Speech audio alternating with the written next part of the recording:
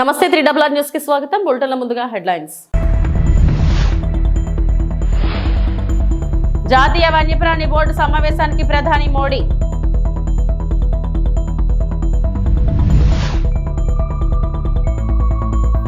త్వరలో mega DSC ద్వారా 16,347 teacher పోస్టుల భర్తీ. మంత్రి నారా లోకేష్.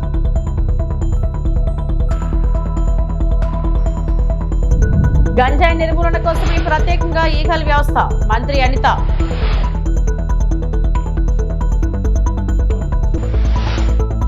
గుజరాత్ లోని గిర్ వన్యప్రాణుల అభయారణ్యం ప్రధాన కార్యాలయమైన ససన్ గిర్ లో జరిగిన జాతీయ వన్యప్రాణుల బోర్డు 7వ సమావేశానికి ప్రధానమంత్రి నరేంద్ర మోడీ హాజరయ్యారు.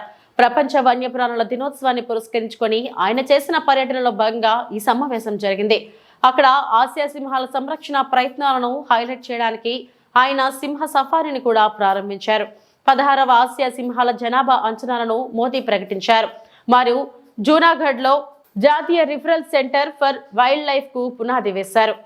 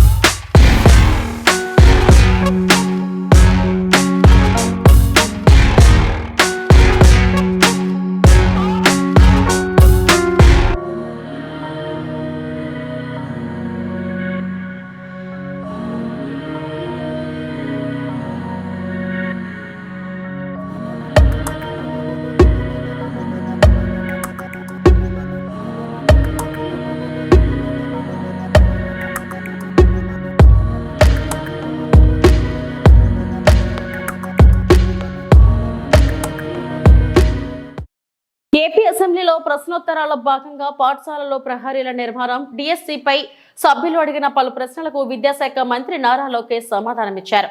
మెగా డిఎస్సి ద్వారా 16,347 ఉపాధ్యాయ పోస్టుల భర్తీకి త్వరలోనే ప్రకటన విడుదల చేస్తామని చెప్పారు.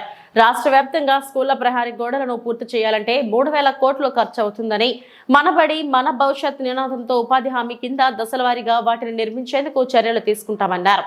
డ్రగ్స్ వద్దు బ్రో అనే క్యాంపెయిన్ ను ఈ ప్రభుత్వం చేపట్టింది. ప్రతి పాఠశాల, కాలేజీల్లో ఈగల్ బృందాలను ఏర్పాటు చేస్తున్నామని మంత్రి నారా లోకేష్ పేర్కొన్నారు. అదితి గజపతి రాజు గారు చాలా స్పష్టంగా డ్రగ్స్ గురించి కూడా ప్రస్తావించడం జరిగింది అధ్యక్ష. దాంట్లో ఇప్పుడు డ్రగ్స్ వద్దు బ్రో అనే క్యాంపెయిన్ మన ప్రభుత్వం చేపడతాం జరిగింది అధ్యక్ష. ఈగల్ అని పోలీసులు అధికారులతో ఒక సంస్థ ఏర్పాటు చేసి ప్రతి పాఠశాలలో కంపల్సరీగా ఈగల్ క్లబ్స్ అనేది ఏర్పాటు చేస్తాంతో పాటు విద్యార్థుల చైతన్యం తీసుకొస్తూ డ్రగ్స్కి ఎందుకు దూరం ఉండాలి, ఒక డ్రగ్స్ వల్ల వాళ్ళే కాదు ఒక తరం ఎట్లా నాశనం అవుతుంది అనేది చెప్పేదానికి కార్యక్రమాలు చేపడుతున్నాం అధ్యక్ష. ఇది అన్ని పాఠశాలలకి, కాలేజీలు కూడా మన ఇన్స్ట్రక్షన్స్ పాస్ చేసాం అధ్యక్ష. ఇప్పుడు 10వ తరగతి అదేవిధంగా మనకి ఇంటర్ బోర్డ్ ఎగ్జామ్స్ ఉన్నాయి కనుక ఇది పూర్తయిన తర్వాత మళ్ళీ అది యాక్టివేట్ చేస్తామని గౌరవ సభ్యులు నేను తెలియజేస్తున్నాను అధ్యక్ష. అంతేకాకుండా అధ్యక్ష, ఎందుకంటే గత ప్రభుత్వం నాడు నేడు కార్యక్రమం ద్వారా కొన్ని పాఠశాలల కడతం జరిగింది. అవి ఏమైనాయంటే ప్రభుత్వం ఇది 117 జీవో వల్ల ఆ పాఠశాలలు మూతపడినాయి అధ్యక్ష.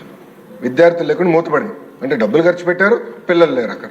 అలాంటి పరిస్థితి రాకుండా చూసుకోవాల్సిన అవసరం ఉంది అధ్యక్ష. అంతేకాకుండా అధ్యక్ష, నాడు నేడు పైన కూడా గతంలో అనేక ఆరోపణలు వచ్చినాయి, నాణ్యత లేదని కూడా వచ్చింది అధ్యక్ష. దానిపైన కూడా గౌరవ సభ్యులు ఇప్పుడు కోరారు, యాక్షన్ తీసుకోమన్నారు. తప్పనిసరిగా నేను నివేదిక తెప్పించుకుంటాను. గత ప్రభుత్వ హయాంలో గంజాయి సాగు, రవాణా విచ్చలవిడిగా జరిగిందని ఏపీ హోంశాఖ మంత్రి వంగలపూడి అనిత తెలిపారు. అసెంబ్లీ ప్రశ్నోత్తరాల సమయంలో గంజాయి డ్రగ్స్ ను నియంత్రించేందుకు తీసుకుంటున్న చర్యలపై సభ్యులు అడిగిన ప్రశ్నలకు ఆమె సమాధానమిచ్చారు. గంజాయి నిర్మూలన కోసమే ప్రత్యేకంగా ఈగల వ్యవస్థను ఏర్పాటు చేస్తామన్నారు. ఐజీ స్థాయి ఐపీఎస్ అధికారిని విభాగాధిపతిగా నియమించి ఈగలకు బడ్జెట్ లో ప్రత్యేక కేటాయింపులు చేశామన్నారు. రాష్ట్ర వ్యాప్తంగా ప్రతి జిల్లాలో 1 చొప్పున 26 నార్కోటిక్స్ సెల్స్ ఏర్పాటు చేశామని అనిత తెలిపారు. ఫస్ట్ ఆఫ్ ఆల్ గౌరవ ముఖ్యమంత్రి గారు డిపార్ట్మెంట్ వాళ్ళందరితోని కూడా కూర్చొని ఈ గాంజా ఎక్కువగా ఉండటం వల్ల లాస్ట్ గవర్నమెంట్లో ఈ గాంజా డ్రగ్స్ వినియోగం కానీ రవాణా కానీ విపరీతంగా అయిపోవటం, ఎక్కడైనా గాంజా దొరికినా డ్రగ్స్ దొరికినా దానికి సెంటర్ పాయింట్ ఆంధ్రప్రదేశ్ అవ్వడం లాస్ట్ గవర్నమెంట్లో మనం చూసాం. దీని నేపథ్యంలో ఫస్ట్ ఆఫ్ ఆల్ ఈ క్రైమ్ రేట్ను తగ్గించాలి అంటే ఈ గాంజాను అరికట్టాలి, అదేవిధంగా డ్రగ్స్ని అరికట్టాలి అనే ఏకైక ఉద్దేశంతో గౌరవ చంద్రబాబు నాయుడు గారు సీఎం గారు ఒక ఏర్పాటు చేసుకుని ఈగల్ అని ఒక సపరేట్గా ఒక వింగ్ని కూడా ఏర్పాటు చేయడం జరిగింది అధ్యక్ష. దానికి ఆంధ్రప్రదేశ్ ప్రభుత్వం కూడా GOMS నెంబర్ 145 మొన్నకు ఇచ్చారు అధ్యక్ష. మొన్న బడ్జెట్లో కూడా ఈగలకి సపరేట్గా ఒక బడ్జెట్ని కూడా కేటాయించారు అధ్యక్ష. ఒక ఐజీ లెవెల్ ఆఫీసర్ని డిఐజీ లెవెల్ ఆఫీసర్ని ఏర్పాటు చేసి ఒక టీంని ఏర్పాటు చేయడమే కాకుండా ప్రతి జిల్లాలోని కూడా ఈగల్ టీమ్స్ని ఏర్పాటు చేయడం, అదేవిధంగా నార్కోటిక్ పోలీస్ స్టేషన్స్ని ప్రతి జిల్లాలో సుమారుగా 26 జిల్లాల్లోని కూడా అధ్యక్ష నార్కోటిక్ కంట్రోల్ సెల్స్ని ఏర్పాటు చేయడం కూడా జరిగింది అధ్యక్ష.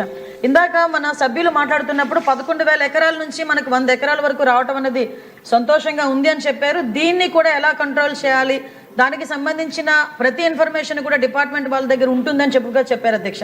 అంటే ఇవే కాకుండా అధ్యక్ష సుమారుగా ఇప్పుడే ఇందాక మన రెడ్డప్ప మాధవి గారు అదేవిధంగా మన గల్లా మాధవి గారు చెప్పినప్పుడు ఏదైతే స్కూల్స్లోని ఎక్కువగా ఈ గాంజా అనేది వినియోగం ఎక్కువగా అయింది, ఈ గాంజా కూడా విపరీతంగా మార్పు చెందింది అధ్యక్ష. గాంజాలో కూడా డ్రై గాంజా అని, లిక్విడ్ గాంజా అని, వీళ్ళు కొంత గాంజా పర్సెంటేజ్ ఇప్పుడు ఏదైతే నాకు మొన్న ఒక టీచర్ కూడా ఒక గ్లూకి సంబంధించిన ఒక ఫోటో పెట్టారు అధ్యక్ష.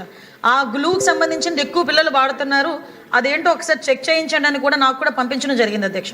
ఈ గ్లూస్ కానీ పెయిన్ కిల్లర్స్ అంటే రూపం మార్చుకొని గాంజాయికి ప్రత్యామ్నాయంగా గాంజాయితో కలిసినవి ఇవన్నీ కూడా తీసుకురావడం జరిగింది అధ్యక్ష. దీనిని ఎట్టి పరిస్థితుల్లోని గ్రౌండ్ లెవెల్ నుంచి కూడా మనం క్లియర్ చేయాలి అని ఒకే ఒక ఉద్దేశంతో ఎస్పెషల్లీ గౌరవ విద్యాశాఖ మంత్రి నారా లోకేష్ గారి ఆధ్వర్యంలో ఈరోజు స్కూల్స్లో కూడా ఈగల్ టీమ్స్ని ఏర్పాటు చేసుకోవడం జరిగింది అధ్యక్ష. దానికి సపరేట్గా ఒక జీవో కూడా ఇవ్వడం జరిగింది అధ్యక్ష. మెమో నెంబర్ 271473/MS/2025 మొన్న 10th ఫిబ్రవరిన ఇది సర్క్యులర్ కూడా జారీ చేయడం జరిగింది అధ్యక్ష. దీన్ని బట్టి స్కూల్స్లోని కూడా ఈగల్ టీమ్ని ఏర్పాటు చేయడం, ఈగల్ టీం ద్వారా చిన్నపిల్లలకి కూడా అవేర్నెస్ క్రియేట్ చేయడం, ఎవరైనా ఇటువంటి బారిన పడి వాళ్ళు ఇబ్బంది పడే పరిస్థితులు కానీ అవతల వాళ్ళు ఇబ్బందులు పెట్టే పరిస్థితి కానీ వస్తే ఆ ఇన్ఫర్మేషన్ కన్సల్ట్ టీచర్స్కి ఇవ్వడం, హెచ్ఎంకి ఇవ్వడం, వాళ్ళని డీఅడిక్షన్ సెంటర్లోకి కూడా వాళ్ళని పంపించి ఏర్పాటు చేయడం, ఇదంతా ఒక ప్రొసీజర్ ప్రకారం చేయడానికి ఈరోజు గవర్నమెంట్ కూడా సిద్ధపడింది అధ్యక్ష. విశాఖ జిల్లా గాజువాక జోన్ పరిధి 65వ వార్డ్ బార్నోజీ తోటలో 10 ఏళ్ల క్రితం నిర్మించిన టిట్కో గృహాల్లో ఎలాంటి మౌలిక సదుపాయాలు కల్పించకపోవడంపై లబ్ధిదారులు ఆందోళనకు దిగారు. సిపిఐ గాజువాక శాఖ ఆధ్వర్యంలో టిట్కో గృహాల వద్ద ఆందోళన చేపట్టి నినాదాలు చేశారు. ఇటీవల రాష్ట్ర బడ్జెట్లో కేటాయించిన నిధులతో టిట్కో గృహాల్లో సదుపాయాలు కల్పించి తక్షణమే లబ్ధిదారులకు అందజేయాలని సిపిఐ కార్యదర్శి కసిరెడ్డి సత్యనారాయణ డిమాండ్ చేశారు. సొంత ఇళ్ల కోసం ఎన్నో ఏళ్లుగా ఆశతో ఎదురు చూస్తున్న పేదలు టిట్కో గృహాల రాకతో ఎంతో సంతోషించారని, ఇళ్లైతే లబ్ధిదారులకు కేటాయించారు కానీ ఇక్కడ ఎలాంటి సౌకర్యాలు కల్పించలేదని ఆవేదన వ్యక్తం చేశారు. బ్యాంకుల నుంచి రుణం తీసుకోవడంతో నెల నెల ఈఎంఐ చెల్లించకపోలేకపోతున్నామని అన్నారు. ప్రభుత్వాలు మారుతున్నా తమ తలరాతలు మారలేదంటూ ఆవేదన చెందారు. ఇప్పటికే అనేక మార్లు ప్రజాప్రతినిధులకు అధికారులు వినతులు సమర్పించామని, అయినప్పటికీ ఎలాంటి స్పందన లేదని వాపోయారు. టిట్కో గృహాలకు వినియోగించేందుకు తెచ్చిన సామాగ్రి మాయమవుతుందని, ఇక్కడ కనీస పర్యవేక్షణ కరువైందని చెబుతున్నారు. ఉగాది నాటికల్లా గృహాలను పూర్తిస్థాయి వసతులతో తమకు అప్పగించాలని కోరుతున్నారు.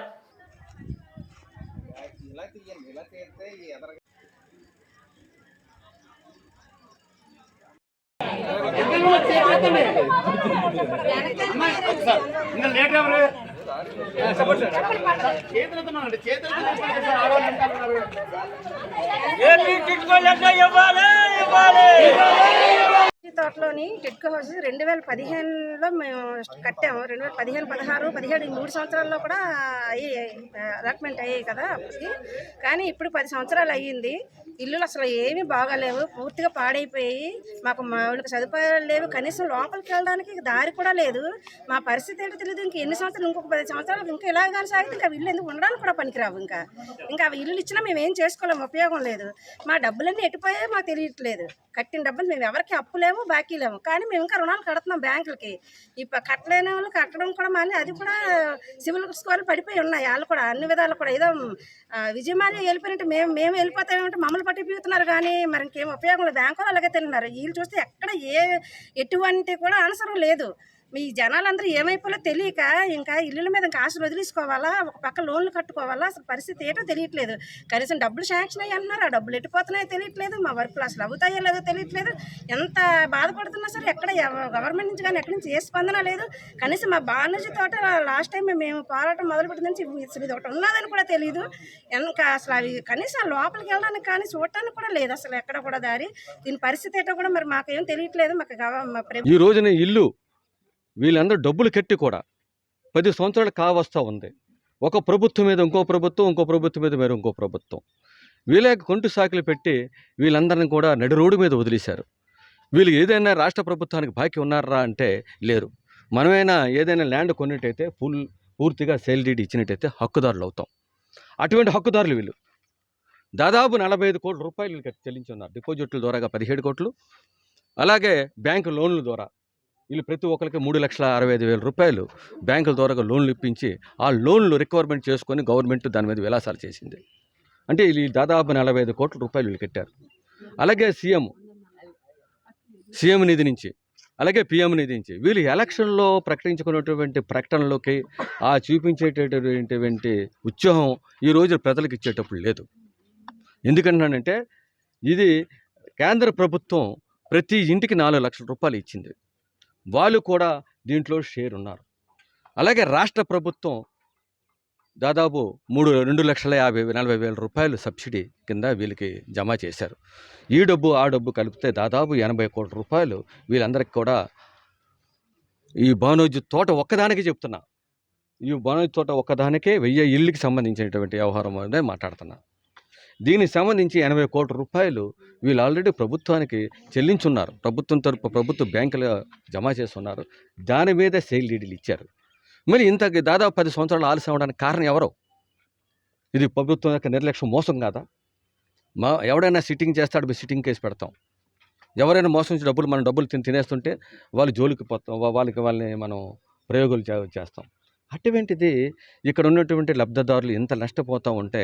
అంబేద్కర్ కోనసీమ జిల్లా రావులపాలెం రూరల్ సర్కిల్ పరిధిలో వివిధ కేసుల్లో పట్టుబడ్డ 15 లక్షల విలువైన మద్యం బాటిళ్లు, నాటు సారాను సోమవారం పోలీస్ ఎక్సైజ్ అధికారులు ధ్వంసం చేశారు.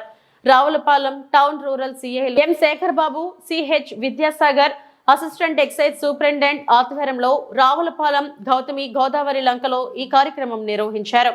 296 కేసుల్లో పట్టుబడిన 1944.5 లీటర్ల నాటుసారా, ఎన్డీపీఎల్ మద్యం 9,456 బాటిళ్లు, డిప్యూటీ పెయిడ్ మద్యం 2,231 బాటిళ్లను జేసీబీ సాయంతో ధ్వంసం చేశారు. జిల్లా ఎస్పీ కృష్ణారావు ఆదేశాల మేరకు ఈ కార్యక్రమం నిర్వహించామని సిఎస్ శేఖర్ బాబు తెలిపారు.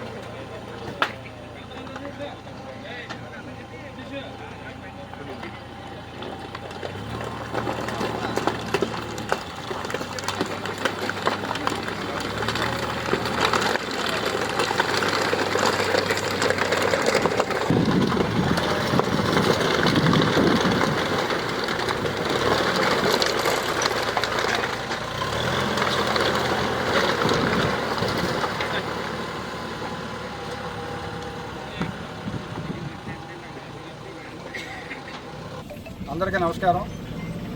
ఈరోజు గత కొంతకాలంగా రావులపాలెం టౌను, అదేవిధంగా Ravulapalem rural circle, Atreyapuram, Kothapeta, Alamuru police స్టేషన్లో సీజ్ చేయబడిన అక్రమ మద్యం ఐడిఆర్ఎఫ్ కేసులకు సంబంధించి ప్రాపర్టీని అంతా కూడా డిస్ట్రాయ్ చేయడానికి సంబంధిత అధికారులైన డిప్యూటీ కమిషనర్ గారు, ఎక్సైజ్ గారి ద్వారా డిస్ట్రక్షన్స్ ఆర్డర్ పొందింది. ఈరోజు అమలాపురం అసిస్టెంట్ ఎక్సైజ్ సూపరింటెండెంట్ గారి యొక్క ఆధ్వర్యంలో రావులపాలెం పోలీస్ స్టేషను ఎస్హెచ్ఓనైన నేను, అదేవిధంగా రావులపాలెం రూరల్ సిఐ గారు విజయసాగర్ గారు, ఆలమూరు ఎస్ఐ గారు, కొత్తపేట ఎస్ఐ గారు, ఆత్రేయపురం ఎస్ఐ గారు మరియు మధ్యవర్తుల సమక్షంలో ఆ కేసు ప్రాపర్టీని ఈరోజు తగిన ప్రికాషన్స్ తీసుకుని డిస్ట్రక్షన్ చేయడం జరిగింది. అందులో భాగంగా టోటల్గా 296 కేసుల్లో ఉన్న ప్రాపర్టీని, మద్యం బాటిల్స్లను, duty paid, non duty paid liquor బాటిల్స్ని, అదేవిధంగా ఐడిఆర్ఎక్ని డిస్ట్రాయ్ చేయడం జరిగింది. ఇందులో ఐడిఆర్ఎక్ వచ్చి 1944.5 లీటర్లుగా గుర్తించడం జరిగింది. అదేవిధంగా ఎన్డీపీఎల్ బాటిల్స్ వచ్చి 9456 బాటిల్స్ ఎన్డీపీఎల్ బాటిల్స్ని డిస్ట్రాయ్ చేయడం జరిగింది. అదేవిధంగా డ్యూటీ పెయిడ్ 2231 బాటిళ్లను డిస్ట్రాయ్ చేయడం జరిగింది. ఇదంతా కూడా పక్కాగా ప్రాసెస్ ప్రకారం సంబంధిత అధికారుల దగ్గర నుండి తగిన ఉత్తర్వులు పొంది ఇది నిర్వహించడం జరిగింది. దీని మీదట పోలీస్ స్టేషన్లన్నీ కూడా ఈ యొక్క సీజర్ ప్రాపర్టీతో నిండిపోవడంతో ముందస్తుగా ఎస్పీ గారి యొక్క సూచనల మేరకు, వారి యొక్క డైరెక్షన్లో ఈ రెండింటిని కూడా క్లియర్ చేయడం ఉద్దేశంతో ఇదంతా కూడా వేగవంతంగా చేయడం జరిగింది. దీన్ని సహకరించిన అందరికీ కూడా ధన్యవాదాలు తెలియజేస్తున్నాం. నమస్కారం. మార్చి 8న మహిళలకు నెలకు 2,500 రూపాయల పథకంపై ప్రకటన చేయకపోతే పోస్ట్ కార్డుల ఉద్యమం ప్రారంభిస్తామని ఎమ్మెల్సీ కవిత హెచ్చరించారు. హైదరాబాద్ లో జాగృతి నేతలతో కలిసి మాట్లాడిన కవిత ప్రభుత్వం అతివల సాధికారతకు తగిన చర్యలు తీసుకోవడంలో నిర్లక్ష్యం వహిస్తుందని దుయ్యబట్టారు. మున్సిపాలిటీలు, ఇతర ప్రాంతాలలో పనిచేస్తున్న మహిళా కార్మికుల కోసం ప్రత్యేక కార్యాచరణ చేపట్టాలని కోరారు. ఫీజు రీయింబర్స్మెంట్స్ ఇవ్వకపోవడంతో అనేక మంది యువతులు ఇంటికే పరిమితం అవుతున్నారని వెల్లడించారు. తమ పోరాటం వల్లే కేంద్రం మహిళా బిల్లు తెచ్చిందని, ఆయన ఇప్పటికీ అమలు చేయట్లేదని విమర్శించారు. అతివలకు రిజర్వేషన్లు కల్పించే బిల్లు అమలు చేసేలా కాంగ్రెస్ ఎంపీలు ఎందుకు ఒత్తిడి చేయట్లేదని ప్రశ్నించారు. వరంగల్లోని మామునూరు విమానాశ్రయానికి రాణి రుద్రమదేవి పేరు పెట్టాలని ఎమ్మెల్సీ కవిత డిమాండ్ చేశారు. రాష్ట్ర ప్రభుత్వం నుంచి కేంద్ర ప్రభుత్వం మీద ఒత్తిడి తీసుకొచ్చి అఫీషియల్గా ప్రపోజల్ పంపించి మహిళా దినోత్సవం సందర్భంగా వరంగల్ ఎయిర్పోర్ట్కి రాణి రుద్రమదేవి ఎయిర్పోర్ట్గా నామకరణం చేయాలని చెప్పి మేము ఈ ప్రభుత్వాన్ని డిమాండ్ చేస్తూ ఉన్నాం. ఈ విషయం మీద మేము కూడా కేంద్ర ప్రభుత్వానికి ఉత్తరాలు రాస్తామని కూడా ఈ సందర్భంగా తెలియజేస్తూ, మరి ఆడబిడ్డల్ని అలక్ష్యం చేయకండి, ఆడబిడ్డల తరఫున మాట్లాడడానికి తెలంగాణ జాగృతి నిలబడి ఉందన్న విషయాన్ని గమనించవలసిందిగా ప్రభుత్వాన్ని కోరుతూ సెలవు. Thank you. జై తెలంగాణ. జై తెలంగాణ.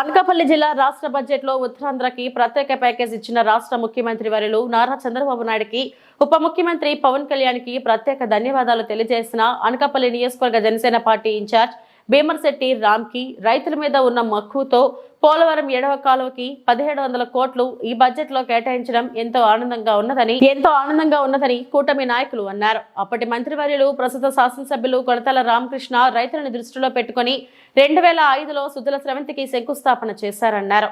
ప్రస్తుతం ఈ బడ్జెట్ లో 600 కోట్లు కేటాయించడం రైతులతో ఎంతో ఆనందాన్ని నింపిందని రామ్కి అన్నారు. అలాగే ఉప ముఖ్యమంత్రి పంచాయతీరాజ్ ద్వారా 16,000 కోట్ల రూపాయలు కేటాయించడం ఎంతో ఆనందంగా ఉన్నదని అన్నారు. బడ్జెట్లో ఉత్తరాంధ్రకి ఎంతో రైతులకు మేలు చేకూర్చే విధంగా బడ్జెట్ ఉందని తెలిపారు. ఈ కార్యక్రమంలో కూటమి నాయకులు పాల్గొన్నారు. పేద బడుగు బలహీన వర్గాలకు అలాగే రైతన్నలకు అండగా బడ్జెట్ తీసుకొచ్చిన ఈ కూటమి ప్రభుత్వానికి ప్రత్యేక ధన్యవాదాలు తెలియజేసుకుంటూ, అలాగే ఉత్తరాంధ్రకు ఎంతో వనరులు సమకూరేలా ప్రత్యేకంగా దృష్టి పెట్టిన నరేంద్ర మోడీ గారికి, అలాగే మన ప్రీతమ నాయకులు ముఖ్యమంత్రి చంద్రబాబు నాయుడు గారికి, అలాగే మన ఉప ముఖ్యమంత్రి కొణిదెల పవన్ కళ్యాణ్ గారికి ప్రత్యేక ధన్యవాదాలు తెలియజేసుకుంటూ, ఈరోజు పోలవరం ఎడమ కాలువకు 1700 కోట్లు కేటాయించడం చాలా ముఖ్యమైన అంశం. ఎంతోమంది రైతన్నలకు అండగా నిలవడానికి, రైతన్నలు ఎప్పటి నుండో చూస్తున్న కలను సాకారం చేసిన ముఖ్యమంత్రి చంద్రబాబు నాయుడు గారికి, అలాగే ఉప ముఖ్యమంత్రి పవన్ కళ్యాణ్ గారికి మా కూటమి తరపున, అనకాపల్లి నియోజకవర్గం తరపున ప్రత్యేకంగా కృతజ్ఞతలు తెలియజేసుకుంటున్నాం. అలాగే మీ అందరికీ తెలుసు, 2005వ సంవత్సరంలో మన ప్రీతమ నాయకులు కొనతాల రామకృష్ణ గారు సుజల స్రవంతికి శంకుస్థాపన చేసి ఎంతో ప్రాముఖ్యతనిస్తూ సుజల స్రవంతి కోసం ఎంతో పోరాడడం మీ అందరికీ తెలిసిన విషయమే. ఈరోజు సుజల స్రవంతికి 600 కోట్లు కేటాయించడం చాలా సంతోషకరం.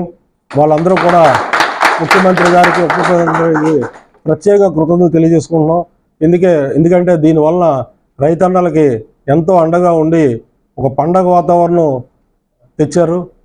మన కూటమి ప్రభుత్వం వచ్చాక అన్ని విధాలా కూడా సహాయం చేస్తున్న మన ముఖ్యమంత్రి గారికి ప్రత్యేకంగా కృతజ్ఞతలు తెలియజేసుకోవడానికి ఈ సమావేశం ఏర్పాటు చేయడం అయింది. అలాగే పంచాయతీరాజ్ శాఖ నుండి సుమారు 16,000 కోట్ల రూపాయలు కేటాయించిన మన ఉప ముఖ్యమంత్రి పవన్ కళ్యాణ్ గారికి ఈ సందర్భంగా ప్రత్యేకంగా కృతజ్ఞతలు తెలియజేసుకుంటూ, చంద్రబాబు నాయుడు గారు, అలాగే పవన్ కళ్యాణ్ గారు, లోకేష్ గారు ముగ్గురు కూడా త్రిమూర్తులు ముగ్గురు మన ఆంధ్ర రాష్ట్రానికి ఎంతో సేవ చేస్తూ ప్రత్యేకంగా ఉత్తరాంధ్ర మీద వాళ్ళు చూపిస్తున్న ప్రేమకి కృతజ్ఞతలు తెలియజేసుకుంటున్నాం. Thank you. వైకాపా నేత సినీ నటుడు పోసాని కృష్ణమురళిపై ఏపీ వ్యాప్తంగా 17 కేసులు నమోదయ్యాయి. ఈ నేపథ్యంలో రాజంపేట జైలు అధికారులు ఉన్నతాధికారుల అనుమతితో పోసానిని పల్నాడు జిల్లా నరసరావుపేట పోలీసులకు అప్పగించారు. కాసేపట్లో పోసాని కృష్ణమురళిని నరసరావుపేటకు తీసుకెళ్లనున్నారు. క్రైమ్ నెంబర్ 142/2024 కింద పోసానిపై నరసరావుపేట 2 టౌన్ PS లో 153, 504, 67 సెక్షన్ల కింద కేసు నమోదు చేశారు. నరసరావుపేట పోలీసులకు అప్పగించే ముందు పోసానికి వైద్య పరీక్షలు నిర్వహించనున్నారు.